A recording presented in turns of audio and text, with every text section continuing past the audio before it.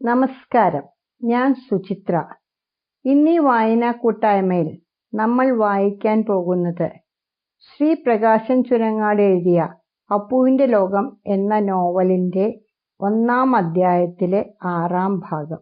30, 31, 32, 33 എന്നീ പേജുകളിൽ വിന്യസിച്ചിരിക്കുന്നു. സ്കൂൾ പൂട്ടിയപ്പോഴായിരുന്നു ഓപ്പോളുടെ കല്യാണം. കിഴക്കേ മുറ്റവും തെക്കേ മുറ്റവും അടച്ചു പന്തലിട്ടു. പന്തല് കെട്ടിച്ചത് വയസ്സായ ഒരാളാണ്.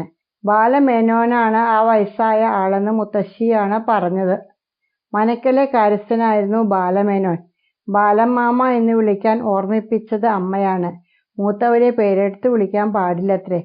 കല്യാണവും സർപ്പത്തുള്ളലും ഭഗവതിപ്പാട്ടും ഏതായാലും ശരി, ബാലമാമയെ ഏൽപ്പിച്ചാൽ മതിയത്രേ. എല്ലാം ബാലമാമ ഭംഗിയായി നടത്തിത്തരും എന്നാണ് എല്ലാവരും പറയുന്നത്. കാവിലെ താലപ്പൊലിക്കും പെരുങ്കുരിശിയമ്പലത്തിലെ ശിവരാത്രിക്കും ബാലമാമ മുമ്പിലുണ്ടാവും. 3-4 ദിവസം വേണ്ടിവന്നു പന്തലിൻ്റെ പണി തീരാൻ. നല്ല ചന്തമുണ്ട് പന്തല് കാണാൻ. പന്തലിൻ്റെ കാലുകൾ ഈന്തപ്പട്ട കൊണ്ട് പൊതിഞ്ഞു. ഇനി കല്യാണത്തിൻ്റെ തലേദിവസമാണത്രേ അലങ്കാരപ്പണികൾ. വെള്ളത്തുണി കൊണ്ട് മേലാപ്പ് കെട്ടണം, വർണ്ണക്കടലാസ് കൊണ്ട് അലങ്കരിക്കണം. എല്ലാം ബാലമാമ ഏർപ്പാടാക്കിയിട്ടുണ്ട്. വടക്കേ മുറ്റത്താണ് വെപ്പുപുര ഉണ്ടാക്കിയത്. വേനൽക്കാലമായതുകൊണ്ട് മഴ പെയ്യില്ല, എന്നാലും വിശ്വസിക്കാൻ പറ്റില്ലെന്നാണ് ബാലമാമ പറഞ്ഞത്. ഒട്ടും ചോരാത്ത വിധത്തിൽ നെടുമ്പര കെട്ടിയുണ്ടാക്കി. പനമ്പട്ട കൊണ്ടാണ് നെടുമ്പര മേഞ്ഞത്. അതിനകത്താണ് അടുപ്പുകൾ. അടുപ്പുകല്ലുകൾക്ക് എന്താ വലിപ്പം! അപ്പുവിൻ്റെ മുട്ടോളം താഴ്ചയുണ്ട് ഓരോ അടുപ്പിനും. ചെമ്പും ചരക്കും വെക്കണമെങ്കിൽ ഇങ്ങനത്തെ അടുപ്പ് തന്നെ വേണമത്രേ. ഗോവിന്ദൻ മാമയും അമ്മായിയും പാലക്കാട്ടേക്ക് മടങ്ങിപ്പോകുന്ന ലക്ഷണമൊന്നും കാണുന്നില്ല. കല്യാണം കഴിഞ്ഞ് അവർ പോകുന്നുള്ളൂ എന്നാണ് അപ്പുവിന് മനസ്സിലായത്. വീട്ടിലുള്ളവരുടെ സംസാരത്തിൽ നിന്ന് അപ്പു പിടിച്ചെടുത്തതാണ്. വലിയവർ വർത്താനം പറയുമ്പോൾ കുട്ടികൾ ശ്രദ്ധിക്കാൻ പാടില്ല. എന്തടാ വായും പൊളിച്ച് നിൽക്കണ്, പോടാ പോയി പഠിക്കടാ. അമ്മയായാലും അമ്മാമയായാലും അങ്ങനെ പറയൂ. കുറേ കാര്യങ്ങൾ ചോദിച്ചറിയുന്നത് മുത്തശ്ശിയോടാണ്. അമ്മായി പാവം അപ്പുവിനെ ദേഷ്യപ്പെട്ടില്ല. ആരോടും ഉറക്കെ വർത്താനം പറയില്ല. വായ തുറന്നിട്ട് വേണ്ടേ വർത്താനം പറയാൻ? എങ്ങനെ വായ തുറക്കാനാണ്? അതിനും കൂടി അമ്മാമ വായ തുറക്കുന്നുണ്ടല്ലോ. അമ്മാമ ഉറക്കെയാണ് വർത്തമാനം പറയുക. അമ്മയുടെ ഏട്ടനാണത്രേ ഗോവിന്ദമാമ. അമ്മാമ ഉമ്മറത്തുണ്ടെങ്കിൽ അമ്മയുടെ ഒച്ച പൊങ്ങില്ല. ദേവു എന്ന് വിളിച്ചാലേ അമ്മാമയുടെ അടുത്ത് പോവൂ. മുത്തശ്ശിക്കാണത്രേ ഗോവിന്ദമാമ ചട്ടം. അങ്ങനെയല്ല ഇങ്ങനെയെന്ന് മുത്തശ്ശി പറഞ്ഞാൽ അതിനപ്പുറമില്ല അമ്മാമയ്ക്ക്. ഓപ്പോൾ മുത്തശ്ശി പെറ്റ മകളല്ലെന്നും മുത്തശ്ശിയുടെ അനിയത്തിയുടെ മകളാണെന്നും ആ ദിവസങ്ങളിലാണ് അപ്പു മനസ്സിലാക്കിയത്. ചെറിയ മുത്തശ്ശിയെ അപ്പു കണ്ടിട്ടില്ല. എങ്ങനെ കാണാനാണ്? ഓപ്പോളെ പ്രസവിച്ചതിൻ്റെ 10-ാം പക്കം അവര് മരിച്ചുപോയത്രേ. പ്രസവിച്ച അന്നു തുടങ്ങിയതാണത്രേ സന്നിപാത ജ്വരം. അതൊരു ഭയങ്കര പനിയാണത്രേ. പിടിച്ചു കഴിഞ്ഞാൽ ആളെ ഇങ്ങോട്ടില്ല. പറങ്ങോടൻ വൈദ്യരുടെ ചികിത്സയായിരുന്നു. കഷായവും മരുന്നും മൂക്കിൽ നസ്യം ചെയ്യലും. അങ്ങനെ പഠിച്ച പണി 18ഉം പരീക്ഷിച്ചു വൈദ്യര് എന്നാണ് മുത്തശ്ശി പറഞ്ഞത്. പെറ്റി വീണ കുട്ടിക്ക് അമ്മിഞ്ഞ കൊടുക്കാൻ പറ്റിയില്ല എൻ്റെ ലക്ഷ്മിക്കുട്ടിക്ക്. അത് പറയുമ്പോൾ മുത്തശ്ശി കരയുകയായിരുന്നു. മകളെ ഈ കയ്യിലേൽപ്പിച്ച് അവള് പോയില്ലേ അപ്പോ? ലക്ഷ്മി മരിച്ചു എന്നറിയിച്ചിട്ട് ഒന്ന് വന്നു കണ്ടതും കൂടിയില്ല ആ ദുഷ്ടൻ. ആരാ മുത്തശ്ശി? നിന്റെ ഓപ്പോളുടെ അച്ഛനെന്ന് പറയണ ആള്. അയാള് പിന്നെ വന്നില്ല കുട്ടിയെ അന്വേഷിക്കാനും പോയില്ല. അയാൾക്ക് മകളെ വേണ്ടെങ്കിൽ വേണ്ട. ഞങ്ങളൊക്കെ ഇല്ലേ എൻ്റെ കുട്ടിക്ക്. ഒന്നിനും ഒരു കുറവുണ്ടാവില്ലാലോ. കുടുംബസ്നേഹമുള്ളവനാ ഗോവിന്ദൻ.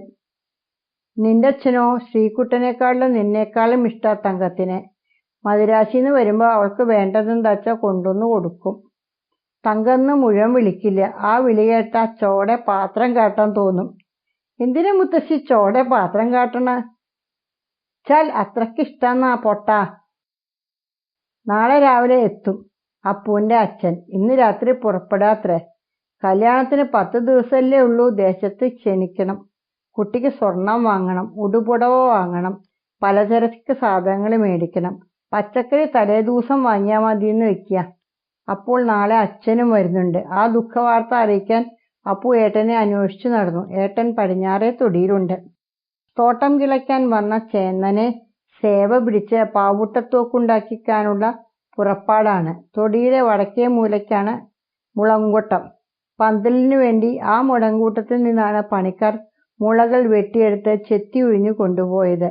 മുളയുടെ തലപ്പത്തു നിന്ന് പാവൂട്ടത്തോക്കുണ്ടാക്കാനുള്ള തണ്ട് മുറിച്ചെടുക്കുകയാണ് ചേന്നൻ. അച്ഛൻ വരുന്നുണ്ടെന്ന് കേട്ടപ്പോൾ ഏട്ടന് പേടിയായി. പാവൂട്ടത്തോക്ക് നമുക്ക് മാവിന്റെ പൊത്തിൽ ഒളിപ്പിച്ചു വെക്കാടാ. കല്യാണം കഴിഞ്ഞ അച്ഛനും അമ്മാമ്മയും പോവൂലോ, അപ്പൊ നമുക്ക് പാവൂട്ടത്തോക്കൊണ്ട് കളിക്കാം. അതു നല്ല സൂത്രമാണെന്ന് അപ്പുവിനും തോന്നി. ഒരു അടക്കാമണിയൻ കായ കടന്നു പോകാൻ പാകത്തുള്ള ഓട്ടയെ വേണ്ടു മുളം കഷ്ണത്തിന്. 6 ഇഞ്ച് സ്കെയിലിന്റെ നീളം. വേറൊരു മുളങ്കോല് ചെത്തിയുണ്ടാക്കി അതിന്റെ അറ്റത്ത് തുണി ചുറ്റിക്കെട്ടണം. അടക്കാമണിയക്കായ പാവൂട്ടത്തോക്കിന്റെ ദ്വാരത്തിൽ വെച്ച് മുളങ്കോലിന്റെ തുണി ചുറ്റിയ ഭാഗം കൊണ്ട് നീക്കിക്കൊണ്ടുപോയി അറ്റത്ത് വെക്കണം. എന്നിട്ട് വേറൊരു അടക്കാമണിയങ്കായ എടുത്ത് മുളങ്കോലിന്റെ ഈ അറ്റത്ത് വെച്ച് ശക്തിയായിട്ട് പുറത്തേക്ക് തള്ളണം. ഠോ എന്ന ഒച്ചയോടുകൂടി അടക്കാമണിയങ്കായ തെറിച്ചു പോകുന്നു, തോക്കിൽ നിന്ന് ഉണ്ട പായുന്നത് പോലെ. ഇത് പാവൂട്ടത്തോക്കിനെ കുറിച്ച് ശ്രീ പ്രകാശൻ ചുരങ്ങാട് എഴുതിയ നോട്ടാണ്. ഭാഗ്യം, അച്ഛൻ വന്നപ്പോഴേക്കും കല്യാണത്തിന്റെ തിരക്കായി. മക്കളെ അന്വേഷിക്കാനും പഠിത്തകാര്യങ്ങൾ ചോദിക്കാനും അച്ഛന് നേരമില്ലാതായി.